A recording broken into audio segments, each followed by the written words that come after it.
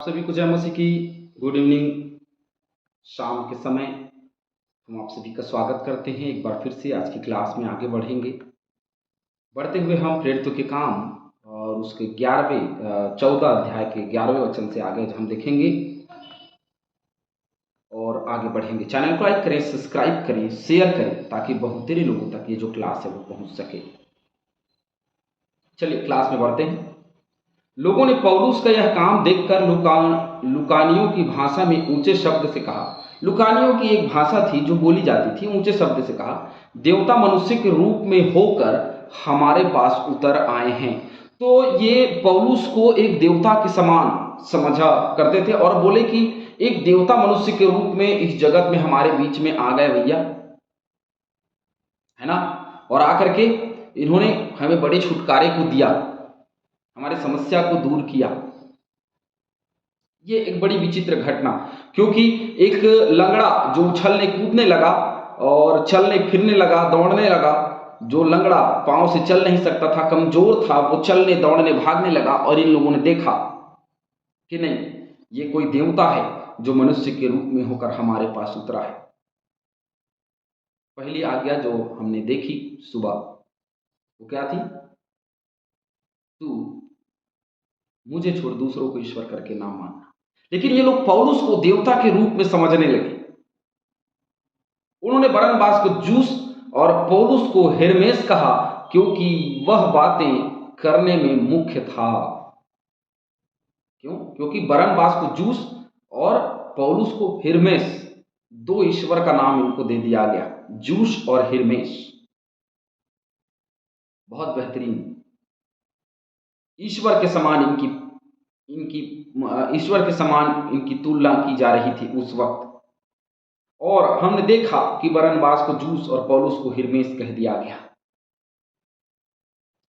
निर्गमन 7:1 आप पढ़ लीजिएगा, क्योंकि वो क्लास में हमारा शामिल था और हमने देखा, है ना, ईश्वर के रूप में। तो उन्होंने बरनबास को जूस और पौलुस को हिरमेस तो कह दिया। आगे देखते हैं, जूस के उस मंदिर का पुजारी जो उसके नगर के सामने था, बैल और फूलों के हार फाटकों पर लाकर लोगों के साथ बलिदान करना चाहता था। अब क्या हुआ कि फाटकों पर लाकर लोगों के साथ ये बलिदान करना चाहता था। फूलों के हार फाटकों पर लाकर लोगों के साथ बलिदान करना चाहता था, क्योंकि उनको लगा कि जूस और हिरमेस हमारे बीच में आ गए हैं। और जूस के उस मंदिर, क्योंकि वहां जूस का एक मंदिर था लुकानियों में, और उस मंदिर में पूजा अर्चना की जाती थी। और ये लोग क्या करने लगे, बैल और फूलों के हार फाटकों पर लाकर लोगों के साथ इनके सामने बलिदान करना चाहा, क्योंकि इन लोगों ने उसको क्या समझा, ईश्वर समझा। आज बहुत लोग हैं जिनको ईश्वर समझा गया, बहुत राजाओं को ईश्वर समझा गया और ईश्वर बना करके उसको परमेश्वर के तुल्य खड़ा किया गया। आज धन दौलत सोने चांदी को ईश्वर बना करके खड़ा किया गया। वैसे हम देख रहे हैं कि जो कोई हमको चंगाई देते, कभी भी हम अन्य जातियों के बीच में जाते हैं, हम देखते हैं जब वो चंगाई को प्राप्त करते हैं, जब दुष्ट आत्माओं से छुटकारा पाते हैं, तो हम देखते हैं कि वे सब के सब लोग जो हैं, वे सब हमको जो छुटकारा देने वाले, जो चंगाई की प्रार्थना करने वाले लोग हैं, उनको देवता के रूप में समझते हैं।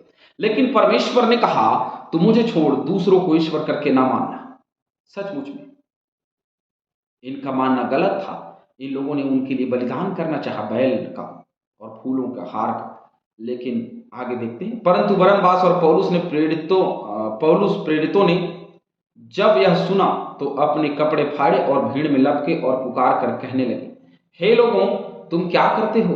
हम भी तो तुम्हारे समान दुख सुख भोगी मनुष्य हैं और तुम्हें सुसमाचार सुनाते हैं कि तुम इन व्यर्थ वस्तुओं से अलग होकर जीवते परमेश्वर की ओर फिरो, जिसने स्वर्ग और पृथ्वी और समुद्र और जो कुछ उनमें है बनाया है।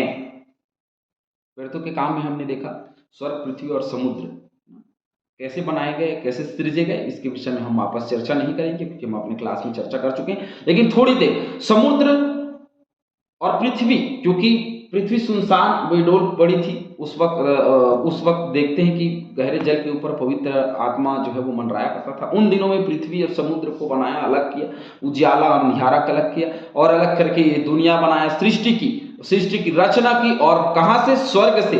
तो ये 3 स्थान वहां पे दिए गए, स्वर्ग, पृथ्वी और समुद्र, जो गहरा जल है, और जो लंबी चौड़ी जमीन है, भूमि है, जहां लोग रह सकते हैं, उसको परमेश्वर ने बनाया।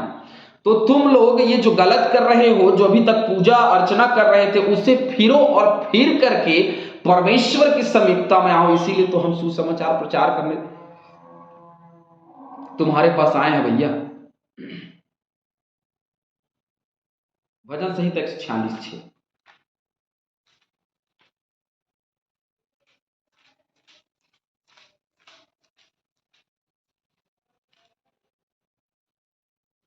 वह आकाश और पृथ्वी और समुद्र और उनमें जो कुछ है सब का करता है, और वह अपना वचन सदा के लिए पूरा करता रहेगा।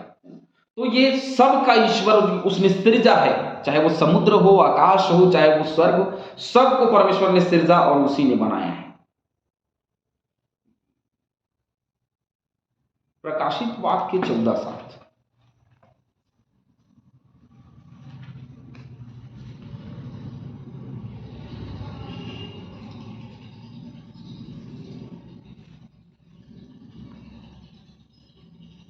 और उसने बड़े शब्द से कहा, परमेश्वर से डरो और उसकी महिमा करो, क्योंकि उसने न्याय करने का समय आ पहुंचा, और उसका भजन करो जिसने स्वर्ग और पृथ्वी और समुद्र और जल के सोते बनाए हैं। उसने सब कुछ बनाया है, उसने सब कुछ सृजा है, उसकी महिमा, उसकी स्तुति करो। उसने बीते समयों में सब जातियों को अपने अपने मार्गों में चलने दिया। उसने बीते समय में सब जातियों को अपने अपने मार्गों में चलने दिया। ये वही ईश्वर है जो अपने अपने मार्गों में चलने देता है, अपने रास्ते चलने देता है, वो किसी को रोकता नहीं। तो भी उसने अपने आप को बेगवाह न छोड़ा। अपने हिसाब से लोग चलते रहे, लेकिन फिर भी उसने अपने आप को कभी बेगवाह नहीं छोड़ा। एक और गवाही जो अंताकिया में दिया था, उसी तरीके की दूसरी गवाही यहाँ पे प्रस्तुत की जा रही है। और यहाँ पे उसने उत्पत्ति से उठाया कि उसने क्या किया, स्वर्ग पृथ्वी और समुद्र की सृष्टि की।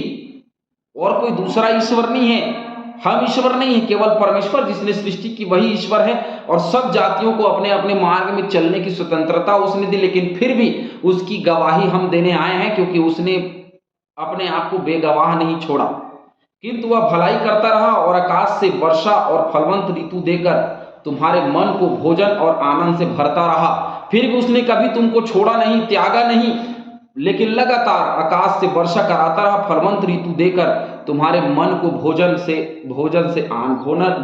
आनंद से भरता रहा। क्योंकि भोजन करते हैं तो आनंद भी होता है, तो उससे भरता रहा। परमेश्वर जो है वो तुम्हें सब कुछ देता रहा। भजन संहिता 65:10।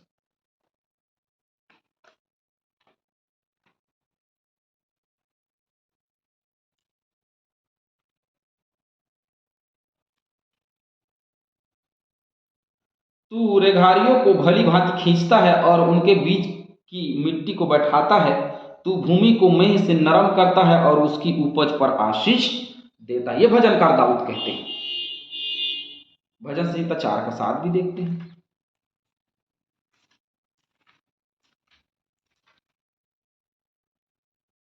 तूने मेरे मन में उससे कहीं अधिक आनंद भर दिया, और जो उनको अन्न और दाख मधु की बढ़ती से होता है, तूने आनंद से भर दिया। तूने आनंद से लबालब कर दिया, भर दिया, और मैं आनंद से तेरी महिमा स्तुति करूं। तो उसने आनंद से भर दिया, और वो हर ऋतु में फलता है। जो क्या है, प्रभु के क्या है, वह उस वृक्ष के समान है जो दुष्टों की युक्ति पर नहीं चलता, जो ठट्ठा करने वाले की मंडली में नहीं बैठता, जो व्यवस्था से प्रसन्न रहता और उस रात दिन उसी पर ध्यान किया रहता है। वह उस वृक्ष के समान है जो बहती नालियों के किनारे लगाया गया और अपनी ऋतु में फलता है, और उसके पत्ते कभी मुरझाते नहीं। जो कोई परमेश्वर में बना रहता है वो एक ऐसे पत्ते के समान है जो कभी मुरझाता नहीं, एक ऐसे पेड़ के समान है जो बहती हुई नाली के किनारे लगाया गया। आशीष और आशीष से भरा हुआ जीवन है। भोजन और आनंद से तुमको भरता रहा है। यह कहकर कि भी उन्होंने लोगों को बड़ी कठिनाई से रोका कि उनके लिए बलिदान ना करे। बड़ी कठिनाई से, बहुत, क्योंकि उन लोगों को लगा रहे ईश्वर है, ये लोग क्या उत्साह से भर गए, जैसे पतरस उत्साह से भर जाता। तो ये उत्साह से भर गए, उत्साह से भर करके अरे हमारे बीच में तो ईश्वर आ गए, चलो अब ये करते वो करते। पूरी भीड़ को इन दोनों ने संभाला और संभाल करके इन दोनों को संभाला और इन दोनों ने संभाला और संभाल करके बड़ी मुश्किल से इनको रोका, बलिदान ना करे। किसके लिए? हमारे लिए, हमारे लिए बलिदान ना करो। परंतु कुछ यहूदियों ने अंताकिया और इकुनियुम से आकर लोगों को अपनी ओर कर लिया,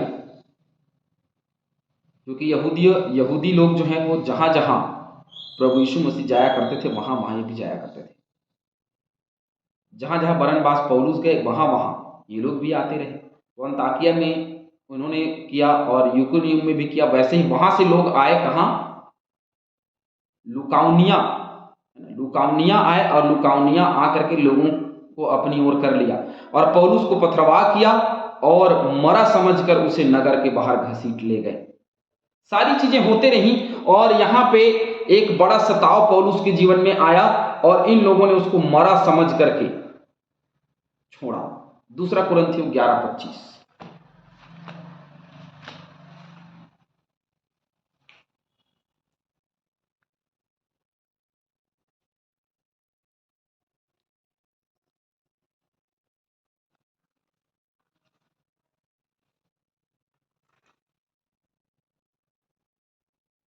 तीन बार मैंने बेते खाई, एक बार पथरवाह किया गया, 3 बार जहाज जिन पर मैं चढ़ा था टूट गए, एक रात दिन मैंने समुद्र में काटा। ये अपने दुख का वर्णन पौलुस करता है। मुझ पर पथरवाह किया गया और सचमुच मुझ पर पथरवाह किया गया। दूसरा तीमुथियुस 3:11 पढ़ लीजिएगा। उस पर पथरवाह किया गया, उसको सताया गया, फिर भी वह सुसमाचार का प्रचार करता रहा। पर अब चेले उसके चारों ओर आ खड़े हुए, तो वह उठकर नगर में गया और दूसरे दिन बरनबास के साथ दिरबे को चला गया। बरनबास के साथ फिर से दिरबे को चला गया। लोगों ने मरा हुआ समझ करके उसको छोड़ दिया। सुसमाचार प्रचार के लिए सताव, लगातार यहूदियों का सताव उनके जीवन में बना रहा, लेकिन फिर भी इन लोगों ने प्रचार करना नहीं छोड़ा, क्योंकि प्रचार करना ही हमारा कर्तव्य है। चाहे कुछ भी हो, प्रचार करते रहना है, अन्य जातियों के बीच में सुसमाचार को फैलाते रहना, क्योंकि जगत के छोर तक उसके गवाह होना बहुत जरूरी है। प्रभु हम सभी को इस क्लास के बाद आशीष दे। आमीन।